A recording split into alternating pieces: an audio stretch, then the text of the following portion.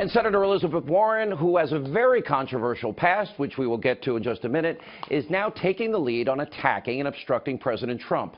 Now, last night, Warren took to the Senate floor to smear and slander Jeff Sessions. It got so bad that the Majority Leader, Mitch McConnell, had to invoke Rule 19, which states, quote, "No senator in debate shall directly or indirectly by any form of words impute to another senator or to other senators any conduct or motive unworthy or unbecoming of a senator."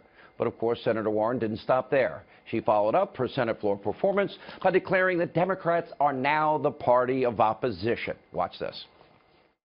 The way I see it is that Democrats have the minority in the House, the minority in the Senate, but that does not make us the minority party.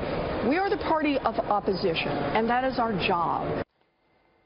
In other words, the party of what? Madonna, Ashley Judd, Occupy Wall Street, Black Lives Matter? Now, this is not the first time that Senator Warren has gone off the deep end, if you will, and into the gutter to score cheap political points. You may remember when she viciously attacked Donald Trump during a campaign rally. This was with Hillary Clinton. Take a look at this. I got news for you, Donald Trump. Women have had it with guys like you. And nasty women have really had it with guys like you. Get this, Donald. Nasty women are tough. Nasty women are smart. And nasty women vote. Nasty women. You sound just like Ashley Judd. Now, Senator Warren is perfectly willing to throw stones, but tonight she needs to remember she lives in a glass house, and here's why. Now, back in 2012, when Elizabeth Warren was first running for Senate, her opponent, then Senator Scott Brown, exposed she isn't exactly honest in any way about her heritage. That's why Donald Trump gave her the nickname Pocahontas. Now, according to the Boston Globe, back in 1984, Warren and members of her family contributed recipes to a Native American cookbook where she signed her name, Elizabeth Warren Cherokee. Then in 1986, Warren listed herself as a, quote, minority in the American Associate of Law Schools Directory of Faculty, which is commonly used by recruiters. And then in the early 1990s, she was hired by Harvard as a law professor, and the university actually touted Warren's phony ancestry. And then in 1995, Elizabeth Warren, she stopped listing herself as a minority after she took a tenured position at Harvard Law School. Of course, after being exposed as fake Pocahontas, she claimed that she didn't know Harvard had used her unconfirmed heritage to appear more diverse. Warren also denied that she ever used her unproven lineage to gain a professional advantage. Instead of coming forward and being honest, back in 2012, during the height of the controversy, Warren instead lied and said this. As I said, these are my family stories. I have lived in a family that has talked about Native American, talked about tribes since I've been a little girl. I still have a picture on my mantle at home, and it's a picture my mother had before that, a picture of my grandfather.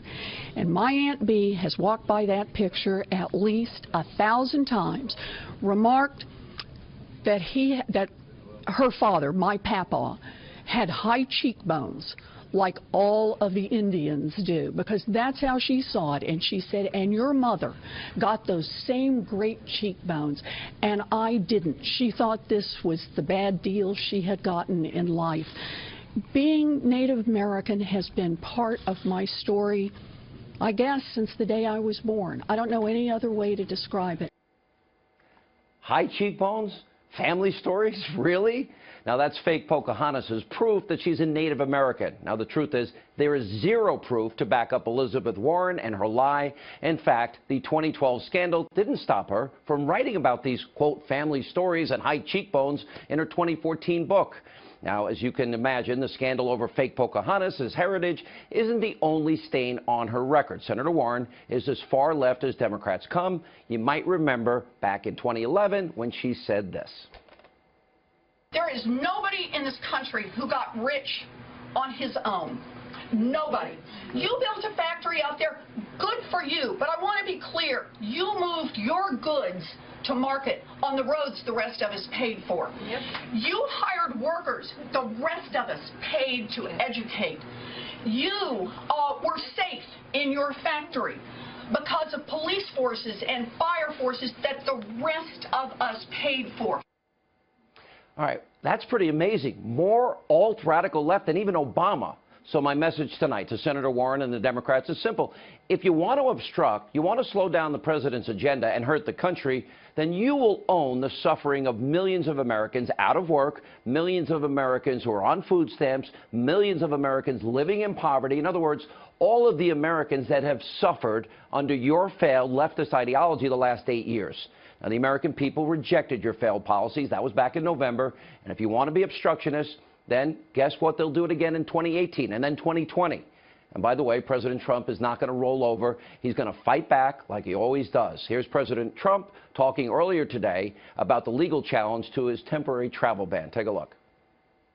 Courts seem to be so political, and it would be so great for our justice system if they would be able to read a statement and do what's right.